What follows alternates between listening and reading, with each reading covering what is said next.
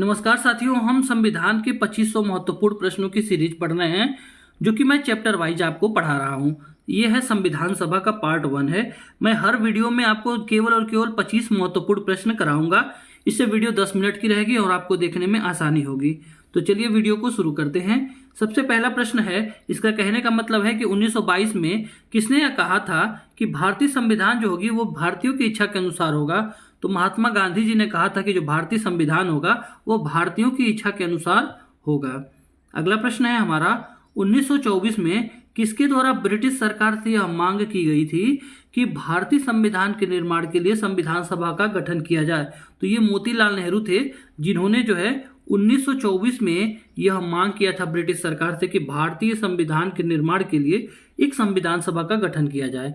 दोस्तों, अगर आपको वीडियो पसंद आएगा तो आप वीडियो को लाइक कर दीजिएगा, चैनल पर नए होंगे तो चैनल को सब्सक्राइब कर दीजिएगा।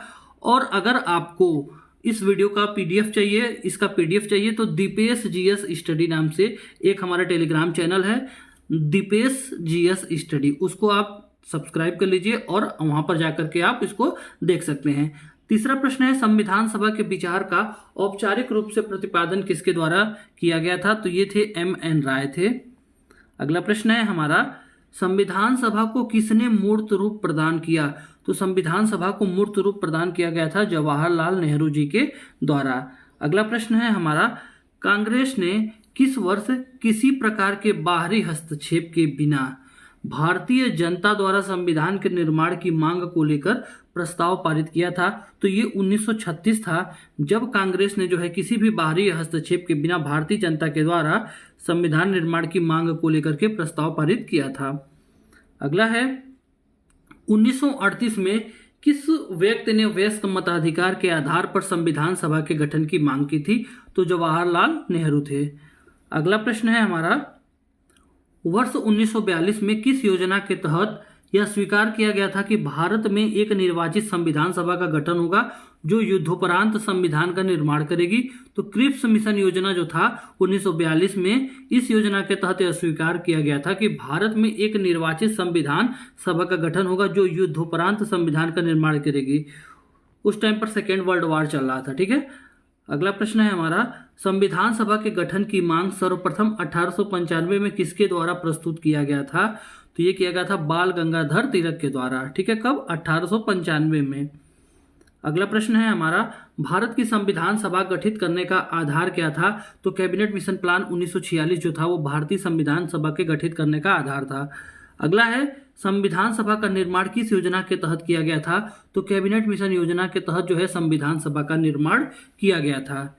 अगला है हमारा, सन 1936 में भारतीय राष्ट्रीय कांग्रेस द्वारा संविधान सभा के गठन की मांग कहां पर हुए अधिवेशन में रखी गई थी। तो ये 1936 में भारतीय राष्ट्रीय कांग्रेस के द्वारा संविधान सभा के गठन की मांग जो है ये कहां पर रखे हुए अधिवेशन में हुई थी। तो फैजपुर के अधिवेशन में। क्या कोई बता सकता है कि जो फैजपुर का 1936 का अधिवेशन हुआ था इसकी अध्यक्षता किसने किया था। इसके जो अध्यक्ष थे वो कौन थे। अगर किसी को पता है तो आप प्लीज कमेंट में बताइएगा। अगला है, कैबिनेट मिशन योजना के अनुसार संविधान सभा में कुल कितने सदस्य होते थे। तो 389 सदस्य थे। ठीक है। अगला प्रश्न है, प्रस्तावित मूल संविधान में कुल सदस्यों का विभाजन किस प्रकार होना निश्चित हुआ था। तो ये हुआ था, ब्रिटिश प्रांतों से 292 प्रतिनिधि थे, देशी रियासतों से 93 थे और मुख्य आयुक्त क्षेत्रों के जो थे वो 4 प्रतिनिधि थे। तो यानी कि इसका सही आंसर है उपयुक्त सभी। दोस्तों, अगर आपको लग रहा हो कि मैंने मेहनत किया हुआ है या आपके लिए अच्छे प्रश्न लाए हैं तो प्लीज आप हमारे चैनल को सब्सक्राइब कर लीजिए। अब से अगर मैं कभी भी रेगुलर नहीं रहा तो आप आराम से चैनल को अनसब्सक्राइब करके जा सकते हैं। डेली रेगुलर वीडियोस आपको मिलेंगी। अगला है, संविधान सभा में विभिन्न प्रांतों के लिए 292 सदस्यों का निर्वाचन होना था। इनमें से कांग्रेस के कितने प्रतिनिधि जो थे निर्वाचित हुए थे। 208 थे। अगला है आपका, पुनर्गठन के फलस्वरूप 1947 में संविधान सभा के सदस्यों की संख्या कितनी रह गई थी। तो 299 रह गई थी। अगला है आपका, संविधान सभा पुनर्गठन में जो है देशी रियासतों के कितने प्रतिनिधि थे। तो 70 प्रतिनिधि जो थे वो देशी रियासतों के थे। अगला है पुनर्गठित संविधान सभा में विभिन्न प्रांतों के लिए कितने प्रतिनिधि थे? तो 229 जो थे वो विभिन्न प्रांतों के लिए जो प्रतिनिधि थे कितने थे? 229 थे। अगला प्रश्न है कैबिनेट मिशन योजना के अंतर्गत संविधान निर्मात्री परिषद में प्रत्येक प्रांत की आवंटित सदस्य संख्या निर्धारित करने के लिए एक प्रतिनिधि कितनी जनसंख्या के अनुपात में था? तो देखिए इसमें जो था ना कि अगर जो कैबिनेट मिशन योजना के अंतर्गत जो परिषद में सदस्य थे प्रांतों के, उनको इस प्रकार से निर्धारित किया गया था कि अगर जिस भी प्रांत के 10 लाख जनसंख्या हुई तो 10 लाख जनसंख्या पर केवल एक सदस्य था। ठीक है, इस प्रकार से इसको बांटा गया था इस अनुपात में कि हर 10 लाख जनसंख्या पर एक सदस्य जो है वो होगा। अगला है हमारा संविधान सभा के सदस्यों को निम्नलिखित में से किसने प्रत्यक्ष रूप से निर्वाचित किया था? तो प्रांतों की विधान सभाएं। अगला है संविधान सभा में किस प्रांत का प्रतिनिधित्व सबसे अधिक था? तो जो संयुक्त प्रांत था, इस टाइम पे हमारा जो यूपी, जो हमारा उत्तर प्रदेश वगैरह है, ये संयुक्त प्रांत माना जाता था और इसका प्रतिनिधित्व जो था वो सबसे अधिक था।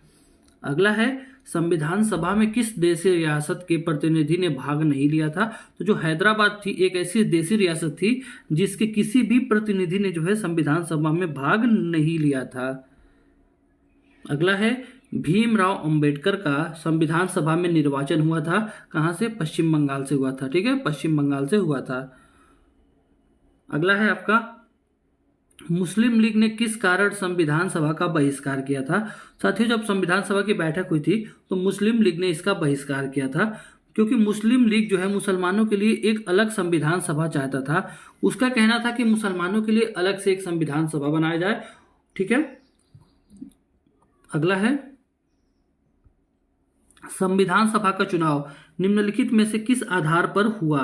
तो संविधान सभा का जो चुनाव हुआ था वो वर्गीय मताधिकार पर हुआ था। ठीक है, हमारा लास्ट प्रश्न है संविधान सभा के सदस्य प्रतिनिधि थे, ये जो थे ये जनता के द्वारा अप्रत्यक्ष रूप से निर्वाचित हुए थे। ठीक है, जो संविधान सभा के सदस्य थे जनता के द्वारा अप्रत्यक्ष रूप से निर्वाचित किए गए थे और ये हर 10 लाख जनसंख्या पर जो है ना एक सदस्य हुआ करते थे।